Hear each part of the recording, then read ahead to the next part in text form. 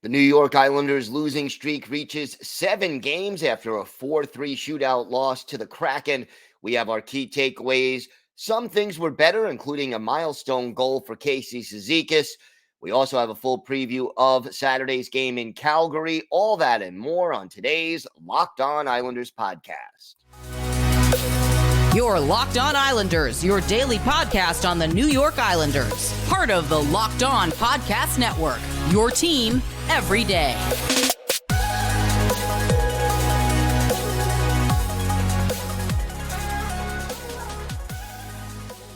And welcome, everybody, to the Friday edition of the Locked On Islanders podcast, part of the Locked On Podcast Network, your team every day. I want to thank everyone who makes Locked On Islanders your first listen every day. Don't forget to subscribe on YouTube or wherever you get your podcasts so you can get new episodes as soon as they drop. Today's episode is brought to you by Game Time. Download the Game Time app, create an account, and use code LOCKEDONNHL for $20 off your first purchase.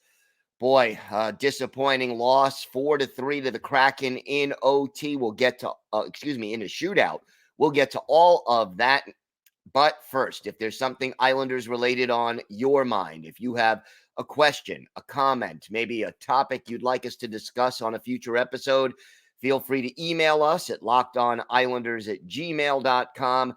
And if you leave your first name and where you're from, we're happy to mention you on the show when we discuss whatever's on your mind. You could also follow the show on X at Locked On Isles, and you could follow me, Gil Martin, on X, formerly known as Twitter, at Ice Wars, NYR, VSNYI. We'll keep you up to date on all things Islanders all season long, and I am live tweeting during almost every Islanders home and road game. So join me for instant insight and analysis, and it's great to talk a little Isles hockey with my viewers and listeners, game time or anytime. Wow. 7 losses in a row. And, you know, there's a cliche in sports and in hockey. I'll put it this way. You can't win the Stanley Cup in November, but you sure as heck could lose it. 7 losses in a row for this Islanders team. And if this losing streak goes on too much longer, it may be shades of some of those late 2000 years where, Rick DiPietro got hurt and the Islanders were down to some, second and third string goalies for most of the season. And, you knew by Thanksgiving, which is coming up next week, that the Islanders season was over, at least as far as the playoffs were concerned. We got to hope it doesn't come to that this year, but the 7-game losing streak certainly not encouraging. And look, there were some bright spots to this game. First of all, the power play looked a lot better. Anders Lee got a goal. We needed that. Noah Dobson scored on the power play and gave the Islanders the brief 3-2 lead. So, that part of it was indeed encouraging. But, just too many things that didn't go right. Let's start with Anders Lee. It was an Anders Lee kind of a goal. He got in front of the goalie, was jockeying for position. Bo Horvat made a good play, and the puck kind of hit off of Lee's stick and goes in. But when you've gone 11 games without a goal, they don't ask how, they just ask how many. And Islander fans have to hope that this gets Anders Lee going a little bit. Amazingly enough, he played only 11 minutes and 57 seconds in this game. Only Hudson Fasching was on the ice for fewer minutes out of all 18 skaters the Islanders had. But at least he is off the schneid, and, he took a penalty and essentially scored on his only shot on goal. So there still wasn't a wow factor in Anders Lee's game, but maybe, just maybe, getting that goal will be good for him. And then congratulations to Casey Cizikas, who scored what was a very pretty goal. Matthew Barzal made a beautiful pass, but the big thing for Zeke, his 100th career NHL goal. So a great milestone for Casey Cizikas. And look, not a lot of fourth liners. And Zeke has been on the fourth line almost his whole career. Not a lot of them get to 100 goals. So we're happy about that. Happy about the power play.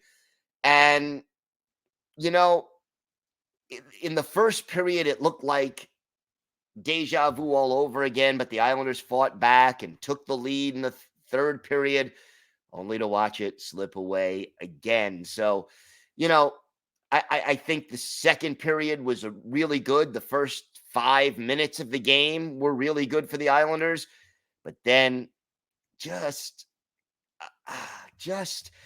too many of the same problems coming back to haunt this team.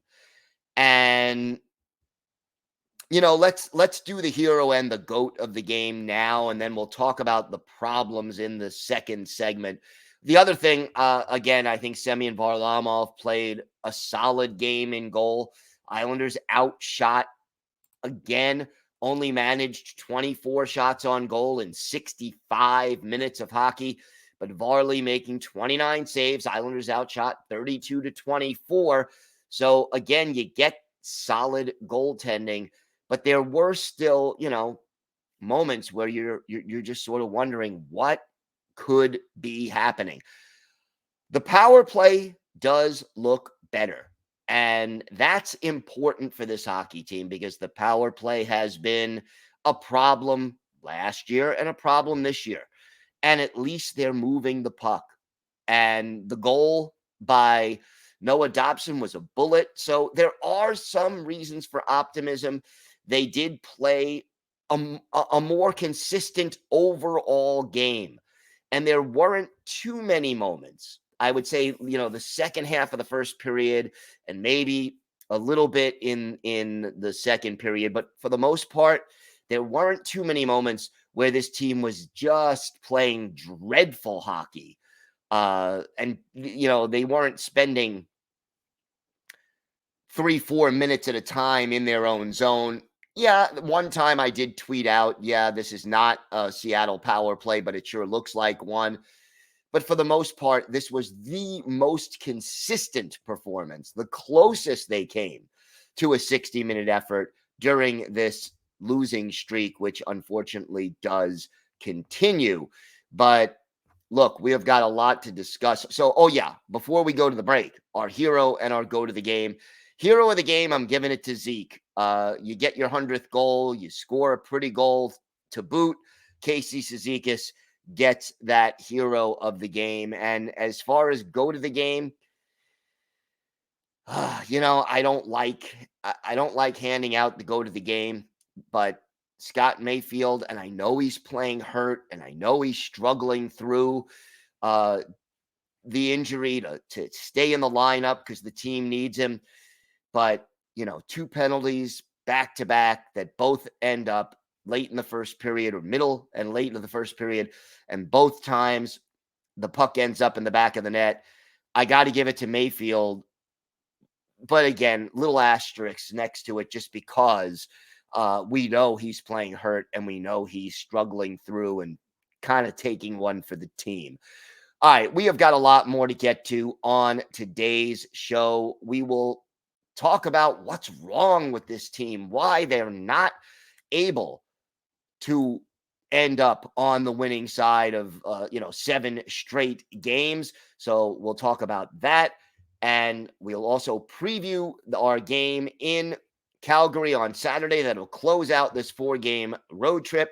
And our Islanders' birthday of the day, well, it's a present-day Islander who has been with the team since 2013. Let's see if you can guess who that is. We've got all that and a lot more coming up on today's Locked On Islanders podcast. Today's episode is brought to you by Game Time. You shouldn't have to worry when you're buying tickets to your next big event. Game Time is the fast and easy way to buy tickets for all sports, music, comedy, and theater events near you. with killer last-minute deals, all-in prices, and their best price guarantee. Game Time takes the guesswork out of buying tickets. And my favorite feature of Game Time is that you can go on the app and see the view from your seat before you buy the tickets, so you know exactly what to expect when you arrive. And Game Time has deals on tickets right up to the start of the event and even an hour after it starts. So it's the place to find last-minute seats. Take the guesswork out of buying tickets with Game Time. Just download the Game Time app, create an account, and use code LOCKEDONNHL for $20 off your first purchase. Terms apply. Again, create an account and redeem code LOCKEDONNHL for $20 off. Download Game Time today. Last-minute tickets, lowest prices guaranteed. So the penalty kill.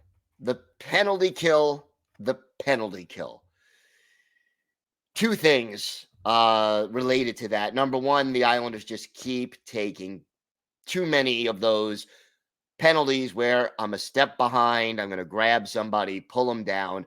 In that sense, this game was deja vu all over again. And this team is just taking too many of these penalties. And you would think a veteran team full of guys who have been there and done that would, okay, it could happen for a game, maybe two, but, 7 straight games and maybe more. If you look at the bulk of the season, it's just been happening way, way too often. So for the New York Islanders, this must change.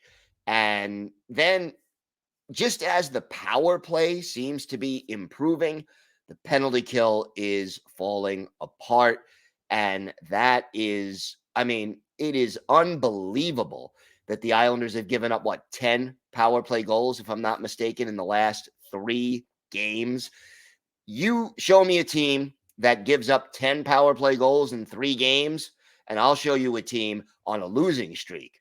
And that's exactly what we've got. You cannot, in the modern NHL, where there is so much parity between teams, you cannot have disasters on special teams and expect to make a good playoff run. And we're seeing this team slump right now because just as the power play seems to be clicking and figuring things out, the bottom has fallen off on the penalty kill. And Lane Lambert and John McClain and Doug Huda better, get this team working.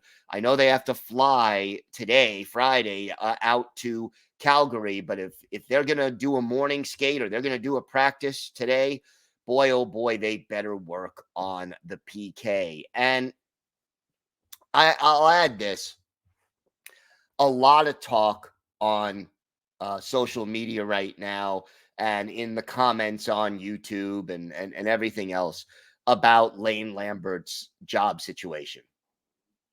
And I think he is on the hot seat. Okay, the fans chanted and Casey Cizikas defended his coach, and I get that, and it's loyalty and all of that. And I'll stand by this. I don't think the cause of the problem is Lane Lambert, but I don't see Lane Lambert solving the problem. And the longer it goes on and the less things change or improve, the more I begin to think, not that Lane Lambert is a terrible hockey coach or that he can't coach in this league, but maybe right now he is not the right voice in this locker room at this time. And I never like to call for anybody to be fired. That's not something I like to do. I think Lane Lambert's a good guy. I think he was a very good assistant coach. And I think that he is giving his all. But sometimes you're just not in the right place at the right time. And maybe it is time for a change behind the bench for the New York Islanders. Because, yeah, there were some baby steps forward, but 7 losses in a row, it just isn't what you need from this team. And we're starting to get deeper and deeper into the season. And here we are, we're past the halfway mark of November. American Thanksgiving is coming up next week. The Islanders need to figure this out, and they need to figure it out soon. Two of the next 3 games after Saturday are at home, but you have, after the Calgary game, which is Saturday, the Islanders are off Sunday, Monday, and Tuesday, and then they host the Flyers on Wednesday. That's a big gap. If a coaching change is going to be made, circle your calendar, because I think that would be the spot where you would see it. And, is Lane Lambert coaching for his job on Saturday when the Islanders visit Calgary? Maybe. I mean, realistically, only Lou Lamoriello can answer that question. He keeps things so close to the vest. I don't know how he breathes sometimes, but it is looking more and more like he is on the hot seat. And, we're approaching where we've played 20% of the games of this season. And okay, you look at the Islanders' record, 5-6-5, and you're like, hey, that's almost 500, right? But it's really 5 wins and 11 losses. 5 wins and 11 losses. Yeah, you got a point in 5 of those 11 losses, but this team is not maximizing its potential. And the thing is that the job of a coach is to look at the talent he has and maximize the abilities of his players on the ice. Play a system, create line combinations, occasionally motivate your team, but bring out the best in your players. And right now, whether it's Lane Lambert's fault, a little bit, a lot, whatever you want to say, Lane Lambert is not getting the best out of this team. In fact, this team looks lost at times out there on the ice, and they need to be better if they're going to get back into the playoff hunt. And, the next 4 games that the Islanders play are against teams that did not make the playoffs last year and would not make the playoffs if the season started today, I believe. You're at Calgary, you're hosting Philly, you're at Ottawa, and you're hosting Philly again. Those are your next 4 games. The Islanders need to at least win 2 of those 4 and get at least 1 point in one of the other 2. Or this is going to be, I can't see how you keep Lane Lambert if this team doesn't start to snap out of it and play smarter hockey than what we've seen from them, not just over the last 7 games. It's especially in the last 7 games, but really over the course of this season. So things have got to change. And, there have been some rumors out there that Lou Lamoriello is working the phones and trying to make a trade. I've heard those rumors, but you know what? We heard that all off season.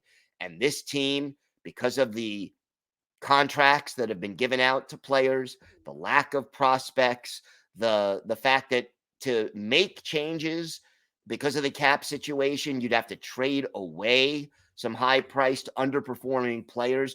I mean, if you try to trade some of the veterans on this team right now, you may have to throw in a draft pick and retain some salary. But if you do that, do you have enough money to really improve this team? Do you have the cap space to bring in the 2 things that this team still desperately needs? A puck-moving defenseman, which I think is a little bit less of a need than it was at the beginning of the season, but it still would be very good because the transition game is lacking. And most of all, a sniper. But to get those things, you got to give up something and you got to clear out a lot of cap space.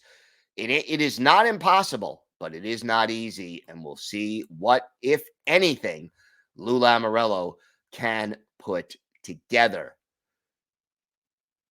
We have got more to get to on today's show. We'll preview Saturday's game in Calgary. Plus, we will have our Islanders birthday of the day. We've got all that and more on today's Locked On Islanders podcast.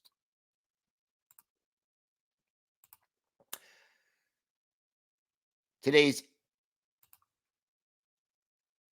episode is brought to you by Jace Medical. We spend a lot of time together, you and me, and well, we get together and get fired up about wins and losses, who starts, who sits, and I'm thankful for the connection we have. And today, I want our chat to be a little more personal. I just learned you can get a 1-year supply on ED medications.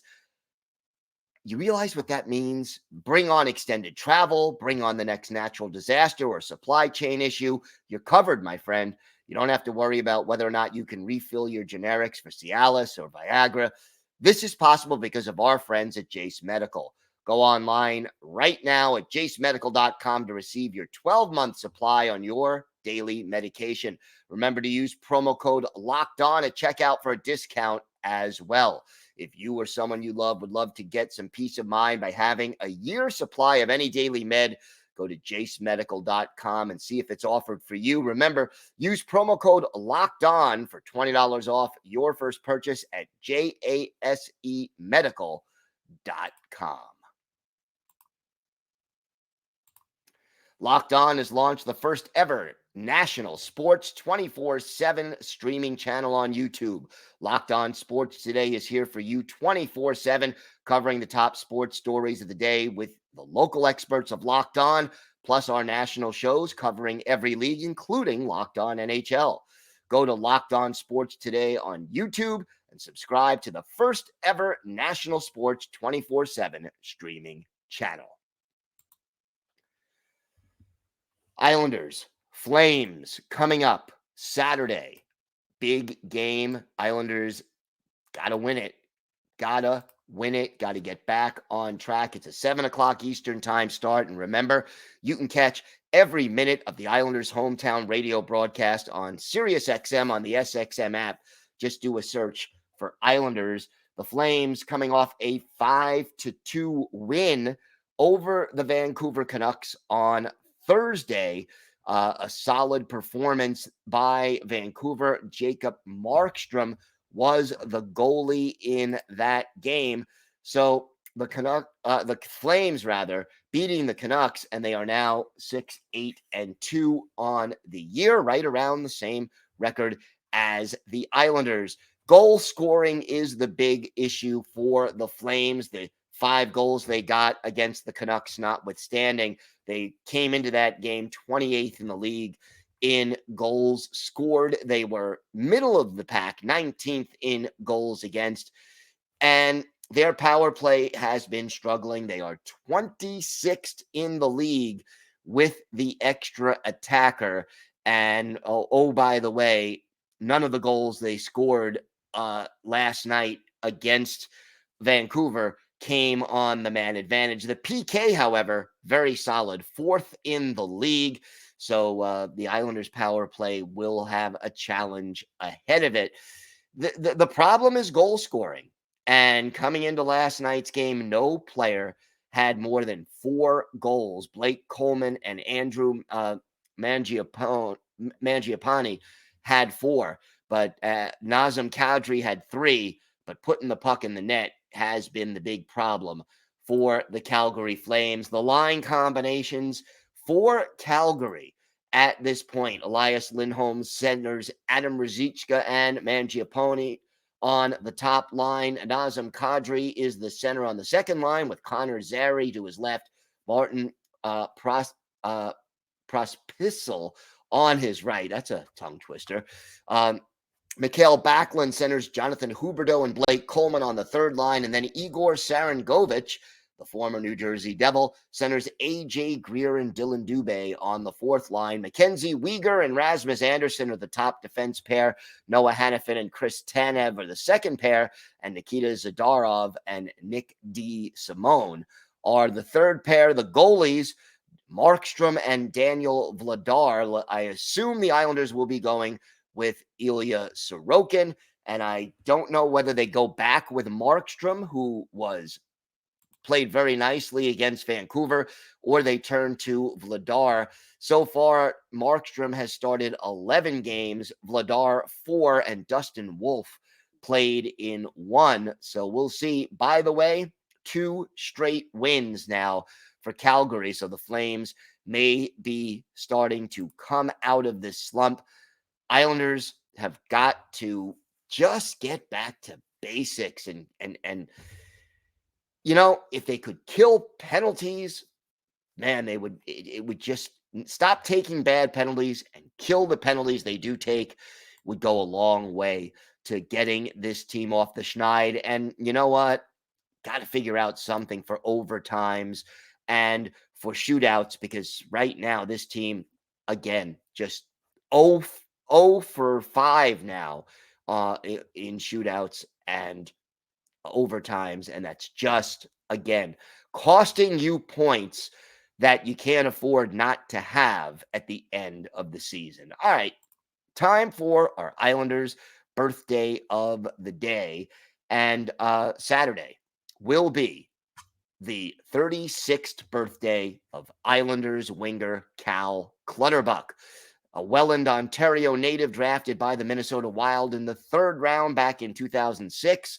Made his NHL debut playing 2 games for the Wild in 07-08, became a regular the following year, and was dealt to the Islanders for the 2013-2014 season. His best NHL season offensively came with the Wild, where he had 19 goals and 34 points back in 2010-2011.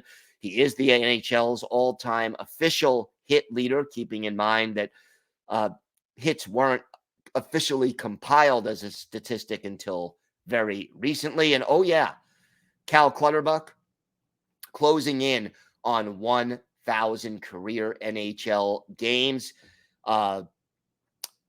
with 998. He has 138 career goals, 279 points, and he's been a great Islander over the course of the time he's been with the team.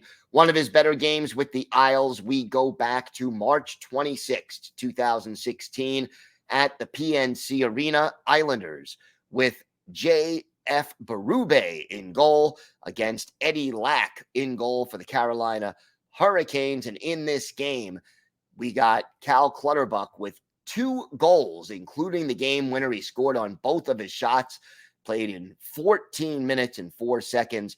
He tied the game early in the 3rd period on a goal that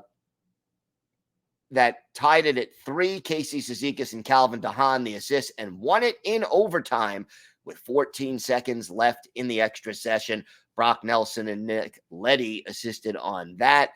Berube with 33 saves. The Islanders end up with a 4-3 overtime win. Remember when the Islanders used to win in overtime? Well, that's what they did in this game. Cal Clutterbuck is our Islanders' birthday of the day. Locked On has launched the first ever national sports 24/7 streaming channel on YouTube. Locked On Sports Today is here for you 24/7, covering the top sports stories of the day with local experts of Locked On, plus our national shows covering every league. I'm co-hosting today's Locked On NHL, so check it out. It'll be streaming on the channel throughout the day. Go to Locked On Sports Today on YouTube and subscribe to the first ever national sports 24/7 streaming channel. I want to thank everyone who makes Locked On Islanders your first listen every day. Everydayers Monday on the show. We'll be back. We'll have our key takeaways from the Islanders Flames game.